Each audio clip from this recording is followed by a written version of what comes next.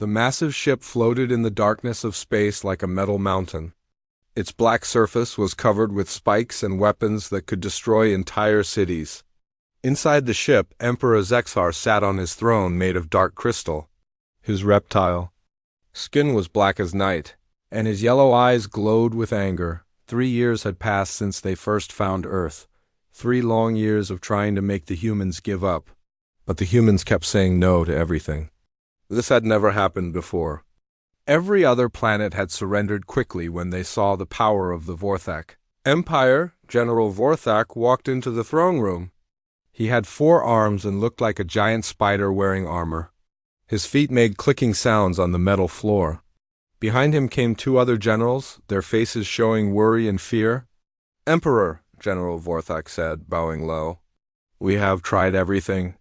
We sent them pictures of our weapons. We showed them videos of other planets we conquered. We even destroyed one of their small moons to show our power. But they still refused to surrender."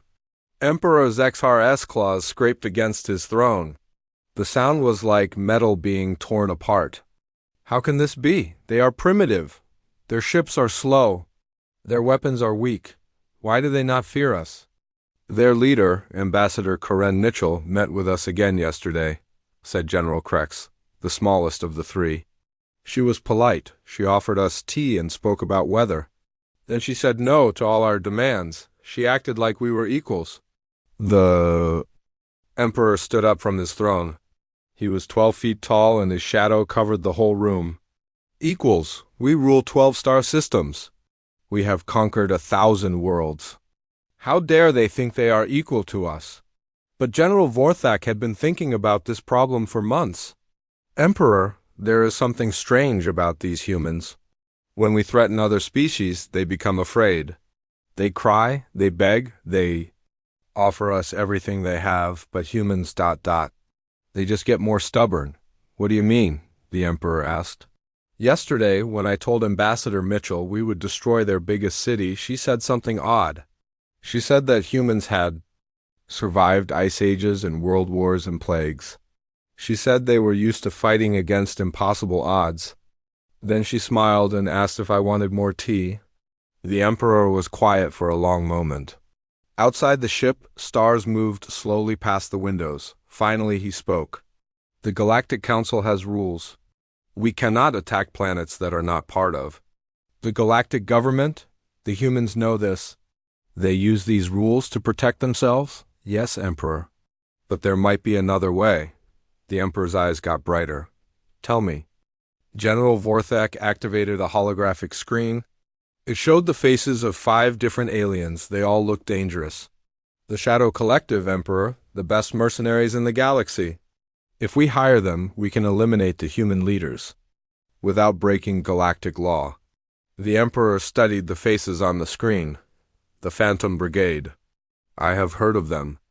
They have never failed a mission. Never, Emperor. They are the most feared assassins in known space. Their leader is Kraltex, a shapeshifter who can look like anyone. Venom can kill with just his touch. Nightfall can walk through walls.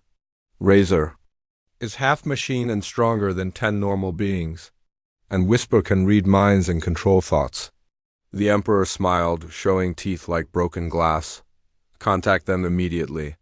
I want the human delegation eliminated during the Peace Summit. Next month on Nexus Prime?" Far away from the Emperor's ship, on a small blue planet called Earth, important people were having their own meeting. The room was much smaller than the Emperor's throne room. It had white walls and a long wooden table. Maps and charts covered the walls. Director Helen Burke sat at the head of the table. She was 50 years old, with gray hair and tired eyes. She had been protecting Earth from dangers for 20 years. Around the table sat generals, admirals, and intelligence officers. "Our sources on Nexus Prime have confirmed it," she said, reading from a tablet. "The Vorthak Empire has hired the Phantom Brigade to kill our diplomatic team." General Peter Kane, a large man with scars on his face, hit the table with his fist. "Those cowards. They cannot win with honest fighting, so they hire assassins." "The question is," said Admiral Claire Foster, "what do we do about it?" Our best special forces are trained to fight humans, not alien assassins with supernatural abilities. Director Burke nodded. Agent Park has been studying this problem. Lisa, tell them what you found. Agent Lisa Park was young, maybe 30 years old, with black hair and intelligent eyes. She stood up and activated her own holographic display. It showed files about each member of the Phantom Brigade. These 5 have killed leaders from dozens of worlds, she said. They work as a team. While one distracts you, another attacks from behind. They study their targets for weeks. They know every guard routine, every security system, every escape route. So what do you suggest?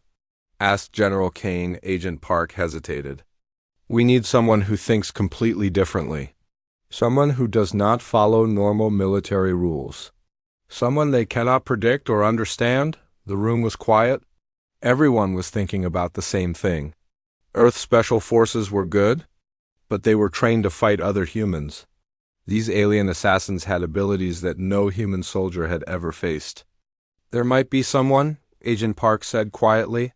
He is not military. He is not even officially part of any government agency, but he might be exactly what we need. Director Burke leaned forward. Who? His name is Jake Sato. He runs a small security company in California. But he is different. His family has kept alive certain skills that most people think are just stories from old movies. General Kane frowned. What kind of skills? Agent Park chose her words carefully. Traditional. Japanese combat arts. But not the sport versions you see in movies, the real thing. The kind that was developed by people who had to survive when they were outnumbered and outgunned. You mean like karate? Asked Admiral Foster. No, older than that, much older. His grandfather taught him things that families have passed down for hundreds of years. Skills that were developed by people who had to fight samurai warriors and survive in enemy territory without being seen. The room was quiet again. Finally, Director Burke spoke. You are talking about ninjas, Agent Park nodded. I know it sounds crazy, but think about it. Every military force in the galaxy fights the same way. Better weapons, more soldiers, stronger armor. The Phantom Brigade beats them because they are better at that same game. But Jake Sato fights by completely different rules. General Kane shook his head. This is ridiculous. You want to send one man with ancient weapons against 5 alien super assassins? Not ancient weapons, Agent Park said. Ancient thinking. The aliens will study our military tactics and our technology. They will prepare for every conventional response. But they cannot prepare for something they have never seen before. Director Burke was thinking hard. She had made many difficult decisions in her career, but this was the strangest. Where is he now? Northern California. He lives alone in the mountains. His security company is small but very successful. His clients include some very important people who value privacy and discretion. What makes you think he will help us? Agent Park smiled for the first time during the meeting. Because when I called him yesterday and told him that aliens were planning to kill Ambassador Mitchell, he asked only one question. What question? When do I start? 2 hours later, a black car drove up a winding mountain road. The trees were thick on both sides and the road was narrow. Agent Park was driving and she was nervous. She had read Jake Sato's file many times, but she had never met him. The car stopped in front of a simple wooden house. It looked normal except for one thing. There were no visible security cameras, but Agent Park had the feeling that someone was watching her from the moment she got out of the car. She walked to the front door and knocked. There was no answer. She knocked again, louder this time. Agent Park, said a voice behind her. She spun around. A man was standing 10 feet away. He was average height, maybe 35 years old, with short black hair and calm dark eyes. He wore simple clothes, jeans, and a dark shirt. He had appeared without making any sound. Mr. Sato, he nodded, you are here about the aliens. It was not a question. Agent Park realized that this mission was going to be very different from anything she had done before. Jake Sato walked back toward his house with Agent Park following behind him. She noticed how quietly he moved. His feet made no sound on the gravel path, and he seemed to glide rather than walk. The forest around them was full of birds singing. But she had not heard any birds when she first arrived. It was as if his presence had made them go silent. The house was simple but comfortable. Wood furniture, clean lines, and large windows that looked out at the mountains. What surprised Agent Park was how normal everything looked. She had expected to see weapons on the walls or training equipment everywhere. Instead, she saw books, a few paintings, and a tea set on a low table. Jake gestured for her to sit on a cushion near the table. He began preparing tea with movements that were precise and graceful. Every action seemed to have a purpose. "You said?" "Aliens want to kill Ambassador Mitchell," Jake said as he poured hot water into a small pot. "Tell me everything." Agent Park opened her briefcase and pulled out several files. 3 days ago, we learned that the Vorthic Empire hired the Phantom Brigade to eliminate our diplomatic team. The attack will happen during the Peace Summit on Nexus Prime. She handed him photos of the 5 alien assassins. Jake studied each. Picture carefully, his face showing no emotion. "Shapeshifter, poisoner, phase walker, cyborg, and telepath," he said, as if he was reading a shopping list. "Interesting combination. You do not seem surprised." Jake finished preparing the tea and handed her a cup. It smelled like flowers and tasted better than any tea she had ever had. "Agent Park, my grandfather fought in World War II, not as a regular soldier. He did things that history books do not talk about.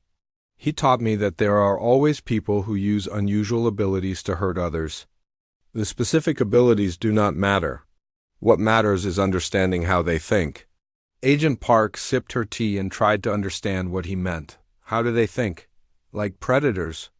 They are used to being the strongest, the fastest, the most dangerous thing in any situation. They rely on fear and superior abilities to win. Jake set down his cup. But predators have weaknesses too. What kind of weaknesses? They expect their prey to run or fight in predictable ways. When prey acts differently than expected, predators become confused. Jake stood up and walked to the window. "Tell me about Ambassador Mitchell. She is 58 years old. She has been a diplomat for 30 years. She is smart, tough, and very stubborn. She refuses to be intimidated by the Vorthic Empire." "Good. What about her security team?" 12 agents. All former military or police. They know their job, but they have never faced anything like this." Jake was quiet for a long moment, looking out at the mountains. "Agent Park, why did you really come to me? Your government has thousands of trained soldiers. You have advanced technology. You have weapons that can destroy entire cities. Why ask for help from one man who lives alone in the mountains?" Agent Park had been dreading this question. Because every military force in the galaxy fights the same way. Bigger weapons, more soldiers, better armor. The Phantom Brigade has defeated all of them by being better at that same game. And you think I am different? Your file says that you have protected important people for 15 years without ever failing. But more importantly, you have never killed anyone. Jake turned around to look at her. That surprises you? Honestly, yes, your clients include some very dangerous people. Politicians who have enemies, business leaders who have been threatened, celebrities who have been stalked. How do you protect them without using violence? Jake smiled for the first time since she had arrived. "Agent Park, what is the best way to win a fight?" She thought about it. "Be stronger than your opponent? Never start one." He walked back to the table and sat down. "My grandfather taught me that violence should always be the last choice, not the first. There are usually better ways to solve problems. But sometimes violence is necessary." "Yes, but even then the goal is not to destroy your enemy. The goal is to stop them from hurting innocent people." Agent Park felt like she was missing something. "Important. I do not understand. How can you stop someone without hurting them?" Jake reached into a drawer and pulled out a length of rope. With movements too fast for her to follow, he twisted it into a complex knot. "Agent Park, try to untie this." She took the rope and pulled at it. The knot only got tighter. She tried a different approach, but that made it worse. After 5 minutes, she gave up. I cannot do it. Jake took the rope back. With one simple motion, the knot disappeared. The rope was straight again. How did you do that? You were trying to use force. Force made the knot stronger. But every knot has a weak point. If you understand the structure, you can undo it without effort. Agent Park was beginning to understand. You are saying that the Phantom Brigade is like a knot.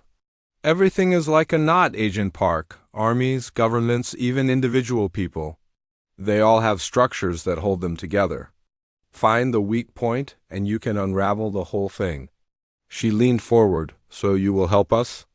Jake was quiet for a moment. I need to know more about the mission. Where exactly will this summit take place? How many people will be there? What kind of security arrangements have already been made? Agent Park opened another file. Nexus Prime is a space station built by 12 different alien species. It is considered neutral territory. The summit will last for 1 week. There will be delegates from over 40 worlds? Security?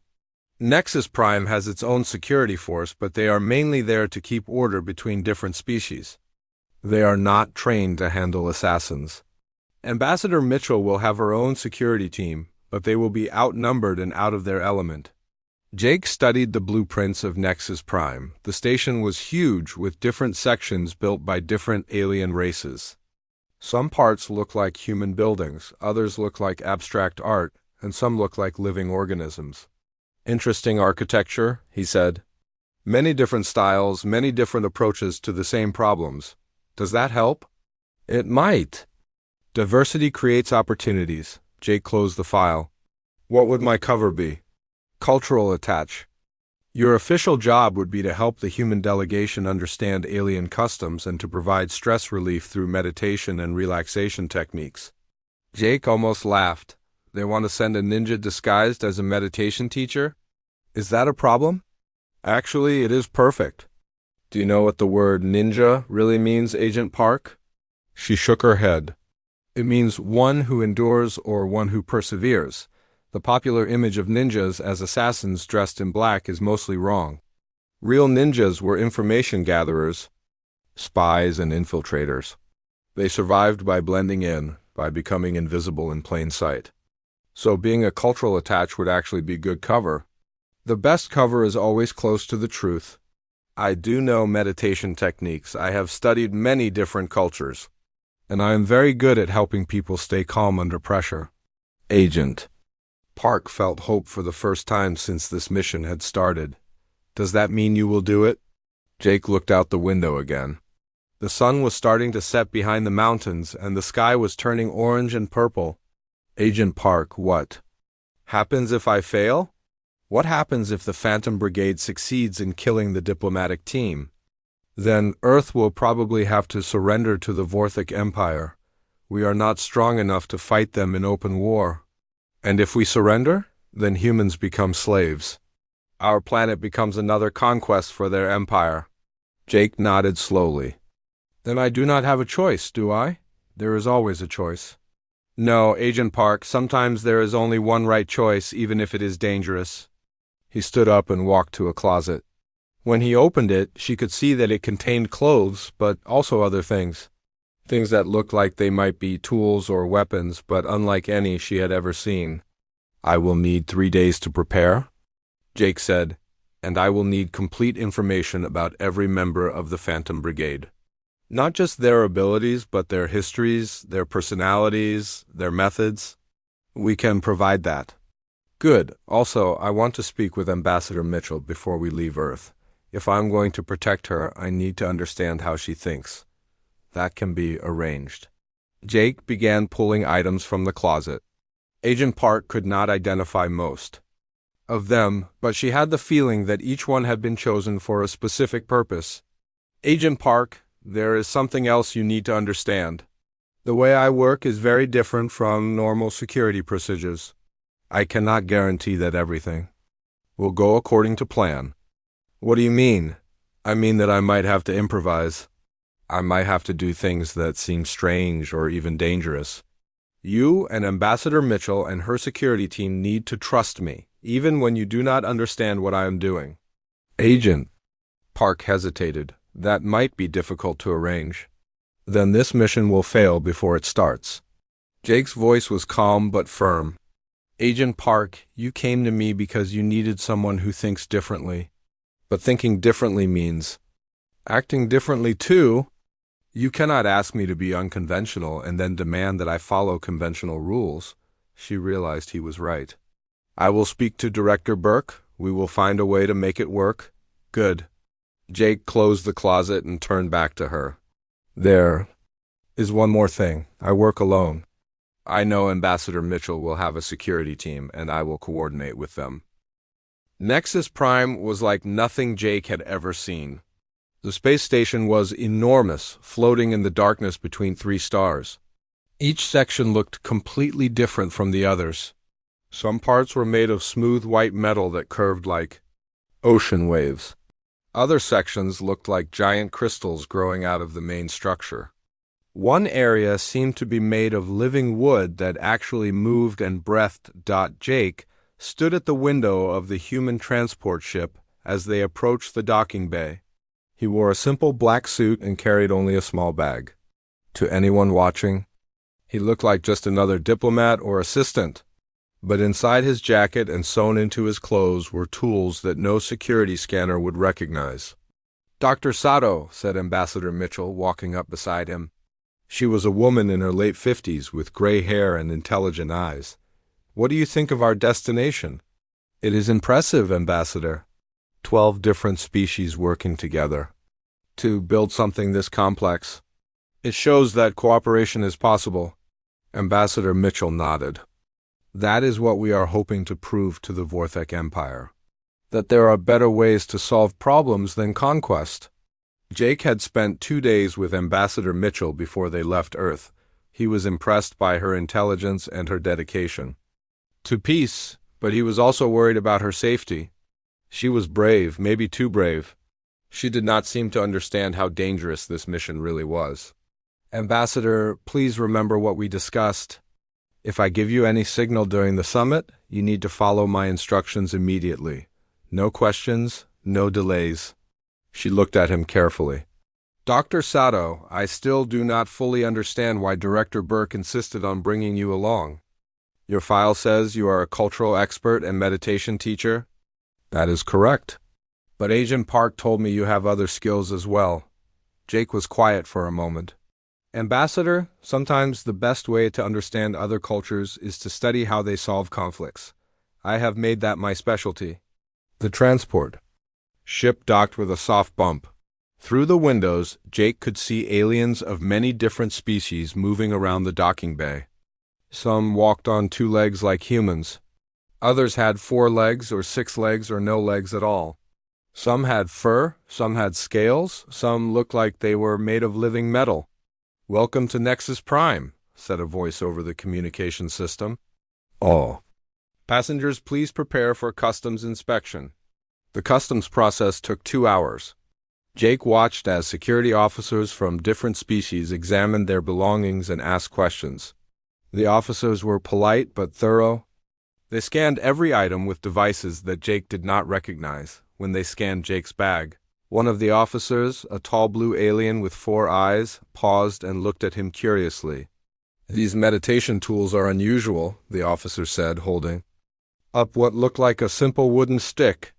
They are traditional Japanese items, Jake replied calmly, used for focusing the mind during meditation practice. The officer studied the stick more carefully, then handed it back. Very interesting. We do not see many traditional items from Earth. Jake smiled politely and put the stick back in his bag. The officer had no way of knowing that the wooden stick could be used as a weapon, a tool for picking locks, or a dozen other purposes.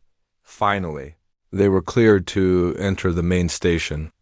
Ambassador Mitchell and her team were given rooms in the diplomatic quarter, a section designed to accommodate many different species. Jake's room was small but comfortable, with a window that looked out at the stars. As soon as he was alone, Jake began his real work. He changed into casual clothes and left his room to explore the station. His official job was to help the human delegation understand alien customs, so no one would think it strange if he wandered around observing different species. But Jake was not just observing aliens. He was studying the station itself. He walked through corridors and public areas, noting the placement of security cameras, the location of emergency exits, and the patterns of foot traffic. He paid special attention to places where different architectural styles met, creating unusual spaces that might be useful later. The station was busy with delegates arriving for the summit. Jake saw representatives from dozens of worlds, all talking in groups and making plans. But he also saw others who did not fit the pattern. A maintenance worker who moved too smoothly. A security guard whose eyes never stopped scanning for threats. A service robot that seemed to be watching people instead of doing its job. Jake made mental notes about each suspicious individual, but he did not approach them directly. Instead, he found a quiet spot in one of the meditation gardens and sat down to practice breathing exercises. To anyone watching, he looked like a human trying to relax in a stressful environment. But actually, he was using meditation techniques to enhance his awareness and memory while Jake was exploring. The Phantom Brigade was putting their plan into action. They had been on the station for 3 days, each member disguised and gathering information. Kraltex, the shapeshifter, had taken the form of a Nexian maintenance worker. He spent his time learning the layout of the station's systems, especially the water and air circulation networks. His job was to find ways to poison the human delegation without affecting other species. Venom, the toxic alien, had disguised himself as a cleaning robot. He moved through the station's service areas, mapping routes that would allow him to spread deadly gases through the ventilation system. His acidic blood could eat through metal, making it easy for him to access restricted areas. Nightfall, who could walk through solid matter, spent most of his time invisible, phasing through walls to study the security arrangements. He had already identified the locations of all the emergency exits and the fastest routes. Between different sections of the station, Razor, the cyborg warrior, posed as a freelance security consultant. This gave him access to information about the station's defenses and the schedules of various security teams. His cybernetic implants allowed him to hack into computer systems and gather intelligence. Whisper, the telepath, mingled with the various diplomatic staffs, reading surface thoughts and gathering information about the summit's schedule and security arrangements. His psychic abilities made it easy for him to learn secrets that others thought were well hidden. On the second day of the summit, Jake attended his first formal meeting between the human and Vorthek delegations. The meeting room was large and circular, with seating arranged so that all species could participate comfortably. Some delegates sat in chairs, others on cushions, and some floated in specialized supports. Emperor Zexar was not present, but he had sent his most senior general, Vorthek himself, to represent the Empire. The general was enormous, even sitting down, and his forearms moved constantly as he spoke. "The human delegation continues to refuse our reasonable requests," General Vorthok said, his voice like grinding metal. "We offer you protection and membership in our empire, and you respond with stubborn defiance." Ambassador Mitchell remained calm. "General, we appreciate your offer, but Earth prefers to maintain its independence. We believe that cooperation between equals is more beneficial than the relationship between conqueror and conquered." "Equals?" General Vorthok's voice rose. "Your technology is primitive. Your military is weak. Your planet is small and insignificant. How can you consider yourselves our equals?" Jake watched the exchange carefully. He was not just listening to the words, but observing body language, voice patterns, and emotional responses. He was learning how both sides thought and reacted under pressure. "General," Ambassador Mitchell said patiently, "strength is not just measured in weapons and armies. It can also be measured in wisdom, creativity, and the ability to find peaceful solutions to difficult problems."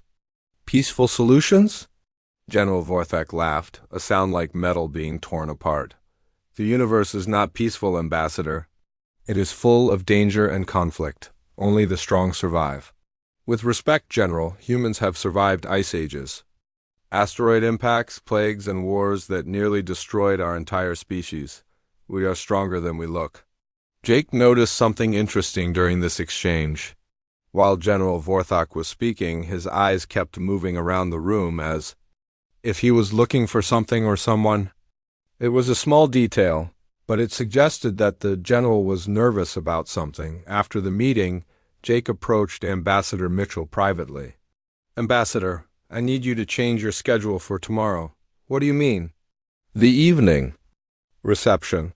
I want you to arrive 30 minutes late, and I want you to leave early." "Dr. Sato, that would be very rude." "Diplomatic protocol requires, Ambassador, please trust me. Something is not right about tomorrow's reception." She studied his face carefully. "What have you discovered?" "I am not sure yet, but I have noticed several individuals on the station who do not fit normal patterns. I think the Phantom Brigade is already here." Ambassador Mitchell felt a chill run down her spine. "Are you certain?" "Not completely.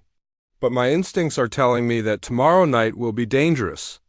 "Please follow my advice." She nodded slowly. "Very well. But Dr. Sato, if you are right about this, what do you plan to do?" Jake was quiet for a moment. "What I was trained to do, Ambassador, but I need you to promise me something." "What?" "If things go wrong tomorrow, if there is any kind of emergency, you need to stay calm and follow my instructions exactly." The evening reception was held in the Grand Assembly Hall, the largest room on Nexus Prime. Delegates from 40 different worlds mingled together, their conversations creating a buzz of sound in dozens of languages. The room was decorated with floating lights that changed colors slowly, and the walls showed images of peaceful scenes from various planets. Ambassador Mitchell arrived 30 minutes late, just as Jake had requested. She wore a formal blue dress and moved through the crowd with the confidence of an experienced diplomat. Behind her walked Jake, dressed in a simple black suit. To most observers, he looked like just another aide or cultural attaché, but Jake was not socializing. His eyes moved constantly, tracking the positions of every person in the room. He had already identified 4 members of the Phantom Brigade. The maintenance worker cleaning glasses near the bar was definitely Kraltex, the shapeshifter. The security guard by the main entrance was Razor the cyborg. The service robot moving between cables was Venom in disguise. And the tall alien in diplomatic robes who seemed to be listening to everyone's conversations was clearly Whisper the telepath. Jake had not yet spotted Nightfall, the phase walker, but that did not surprise him. Someone who could walk through walls would probably stay invisible until the moment of attack. The plan was clever, Jake had to admit. During a crowded reception like this, it would be easy for the assassins to strike without being noticed until it was too late. Kraltex could poison the drinks, Venom could release toxins into the air, Razor could eliminate security, Whisper could prevent anyone from calling for help, and Nightfall could kill anyone who tried to escape, but Jake had spent the last 3 days preparing for this moment. As he moved through the crowd, appearing to help Ambassador Mitchell with introductions and cultural explanations, he was actually setting his own plan in motion. The first thing he had done was change the air circulation patterns in the Grand Assembly Hall. It had been surprisingly easy. He had simply told the station maintenance staff that humans were sensitive to certain atmospheric conditions and requested minor adjustments. The new airflow patterns would redirect any toxins back to their source rather than spreading them through the room. The second thing he had done was modify the water filtration system serving the reception. Again, he had used his cover as a cultural expert, explaining that humans had traditional customs about pure water for ceremonial purposes. The filters would now neutralize most known poisons. The third thing he had done was plant small devices throughout the room that would interfere with electronic systems and psychic abilities. To anyone who found them, they looked like harmless meditation aids that helped humans relax in stressful social situations, but the most important thing Jake had done was study each member of the Phantom Brigade carefully. He knew their abilities, their methods, and most importantly, their weaknesses. At exactly 10 o'clock, the assassination began. Kraltex approached the bar where Ambassador Mitchell was talking with several other delegates. He had taken the form of a human waiter and carried a tray of drinks. But when he reached for the special poison he had prepared, he found only an empty container and a small note written in his own language. Traditional Earth customs require blessed water for evening ceremonies. Please see cultural attach for proper preparation. Confused and starting to worry, Kraltex looked around for Jake. He spotted him in a quiet corner of the room, apparently meditating in front of a small fountain. The shapeshifter moved carefully toward him, ready to eliminate this unexpected problem. "You are not human," Jake said without opening his eyes or turning around. "Your footsteps are too precise. Humans are naturally clumsy when they are nervous." Kraltex dropped his disguise immediately, shifting into his true form. He was 7 feet tall with 4 arms ending in razor-sharp claws. His skin was dark gray and covered with scales that could deflect most weapons. "How did you know?" Kraltex hissed. Jake stood up slowly and turned to face the alien. "You have been watching us for 3 days, but you never learned to truly see. You studied our military tactics and our technology, but you ignored our philosophy and culture." Kraltex attacked without warning, moving with inhuman speed. His claws could cut through steel, and his strength was 5 times greater than any human. It should have been over in seconds, but Jake was not where Kraltex expected him to be. Instead of trying to block or dodge the attack, Jake had simply stepped to one side and forward, moving inside the reach of the alien's long arms. Before Kraltex could adjust, Jake had grabbed one of his wrists and used the alien's own momentum to throw him off balance. Kraltex crashed into the fountain, sending water everywhere. He rolled to his feet immediately, but Jake was already moving again. The human seemed to flow like water, never staying in one place long enough to be caught. "Impossible," Kraltex snarled. "You are just human." "Yes," Jake replied calmly, "but you do not understand what that means." The fight continued for several minutes, but it was unlike anything Kraltex had ever experienced. Every time he attacked, Jake redirected his force and used it against him.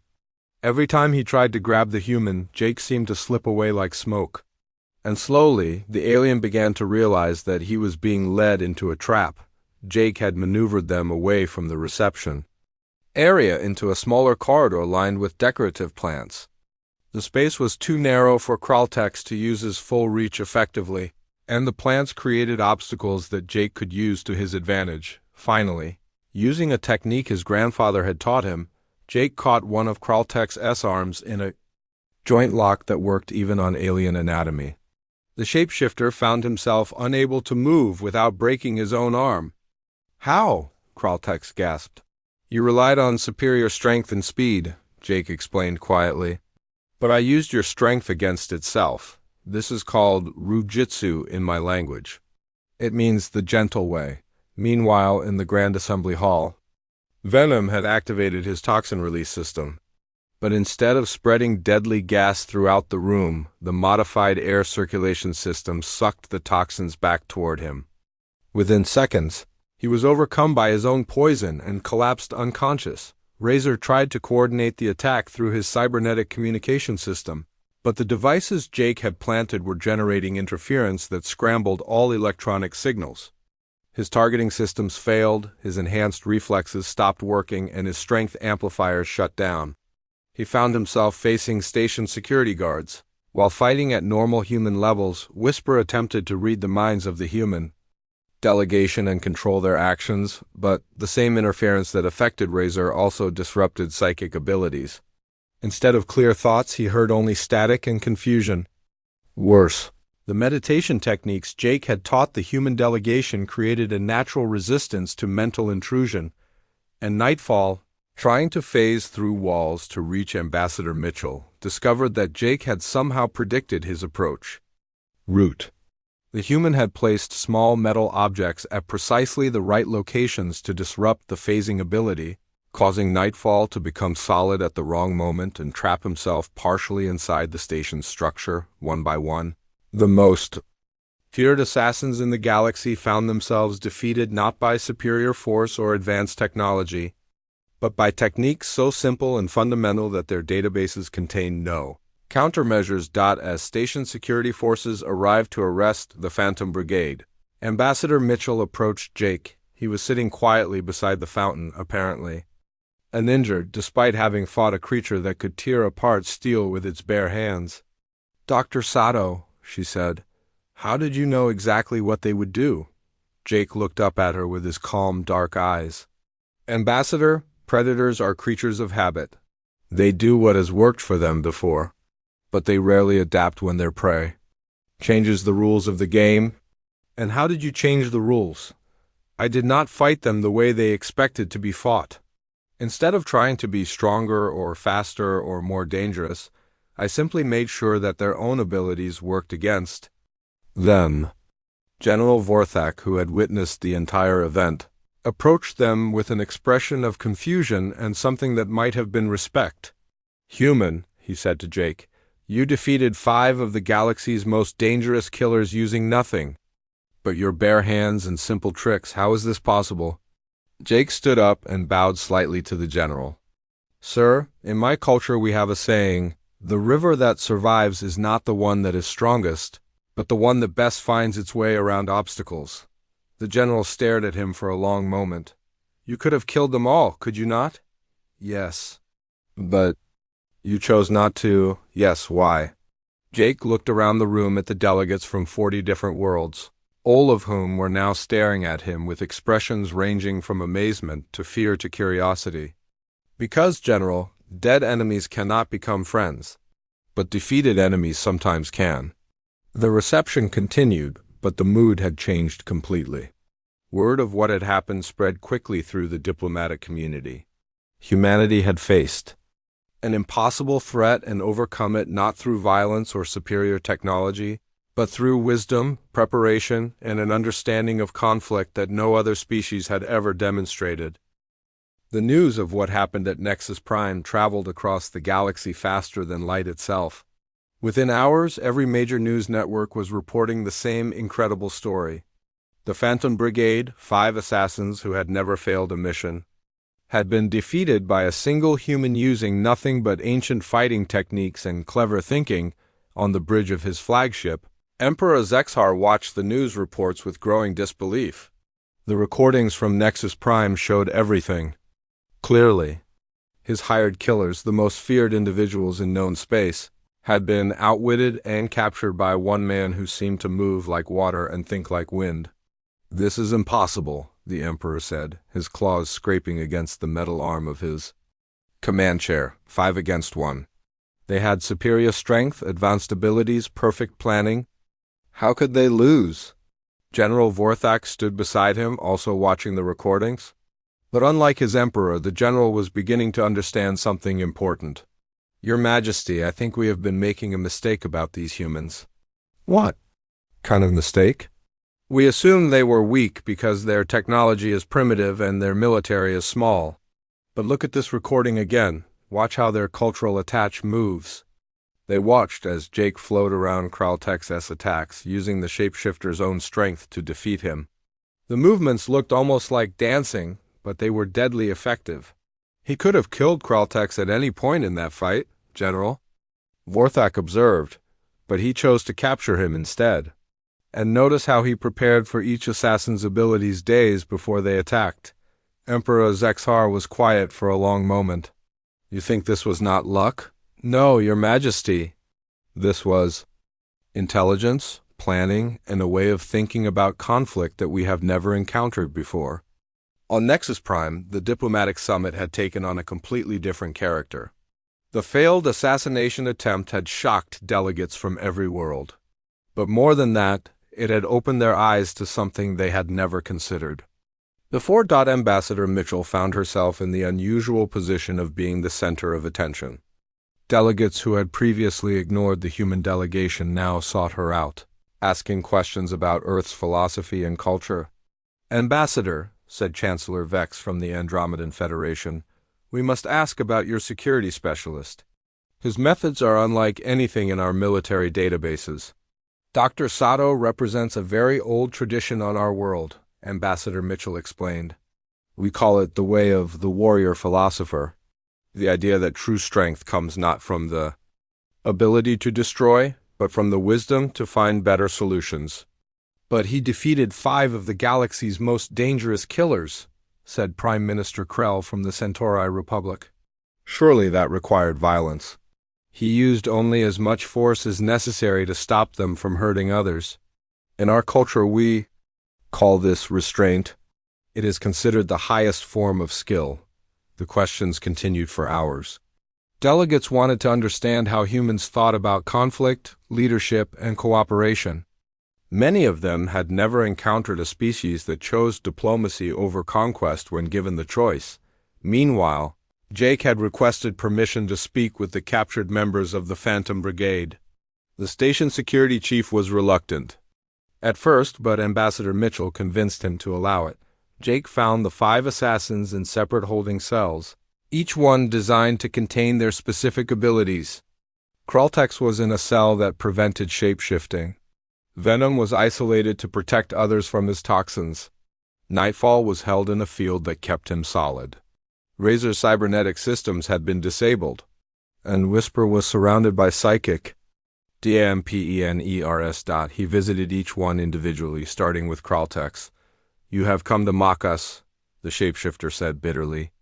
"No," Jake replied, sitting down outside the cell. "I have come to understand you." "Understand what? That we failed? That we are prisoners?" "I want to understand why you became assassins." Kraltex was quiet for a moment, surprised by the question.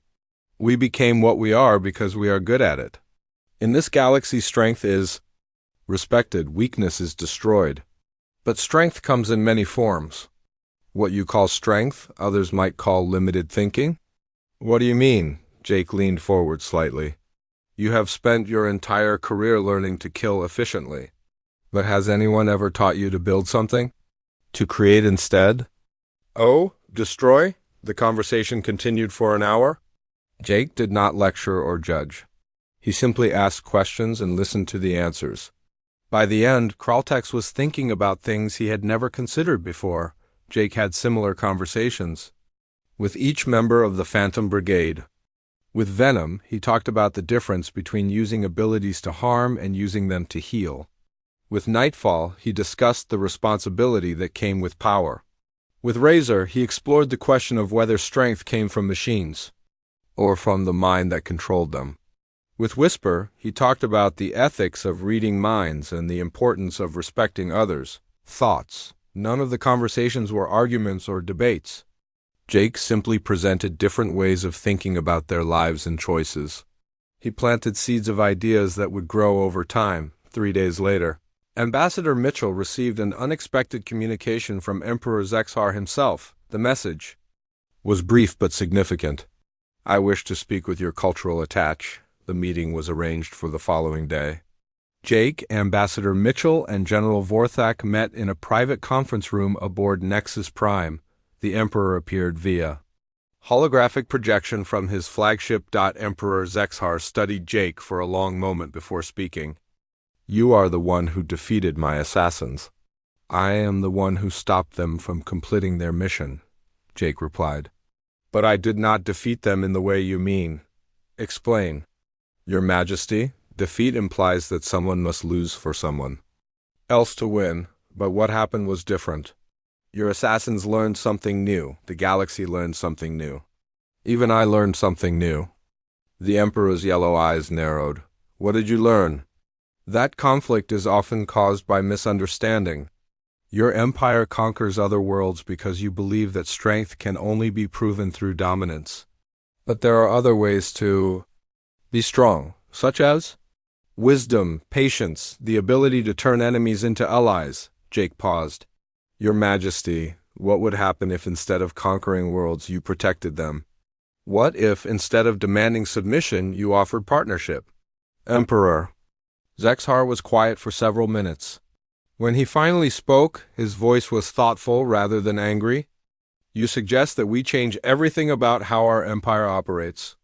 I suggest that you consider whether your current methods are bringing you what you really want." "And what do I really want?" "That is something only you can answer, Your Majesty. But I suspect that what you want is not just power over others, but respect and security for your people." The meeting lasted for 3 hours. By the end, Emperor Zexar had agreed to a trial period of peaceful cooperation instead of conquest. It was not a complete peace treaty, but it was a beginning over the following months. The changes on Nexus Prime spread throughout the galaxy. The Phantom Brigade, after completing their sentences, chose to work for the Galactic Council's new Department of Alternative Conflict Resolution.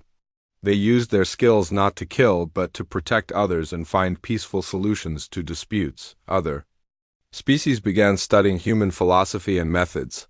Universities started offering courses in what they called human strategic thinking. Military academies added classes on conflict resolution and restraint in the use of force. Ambassador Mitchell became the first human appointed to the Galactic Council's Leadership Committee.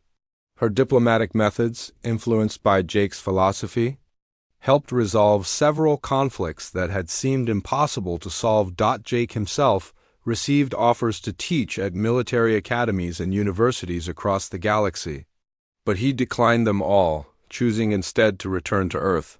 6 months after the events on Nexus Prime, Agent Park visited him again at his mountain home. She found him in his garden, tending to vegetables and practicing the same slow, careful movements she had seen before. The director wants to offer you a position as head of our new Galactic Relations Security Division, she said. Jake continued, working in his garden. Thank you, but no. It would be an important job. You could help shape how humanity interacts with other species. I am already doing that work, Agent Park, just in a different way. She looked around at his simple home and peaceful garden. How? Every day I teach a few students. Some are human, some are aliens who have come to learn. I show them not just how to fight, but how to think about when fighting is necessary and when it is not. And you think that is enough? Jake smiled and gestured to a small group of students practicing nearby. Among them was a young Vorthek warrior, a reformed Silurian mercenary, and 3 humans from different countries. Agent Park, my grandfather taught me that the most important battles are not fought with weapons or armies. They are fought in minds and hearts. Change one person's way of thinking, and they change how they treat others. Those others change how they treat still others. Eventually, the whole galaxy changes, one person at a time. As Agent Park drove away that evening, she understood why Jake had chosen to stay in his mountains. He was not hiding from the galaxy.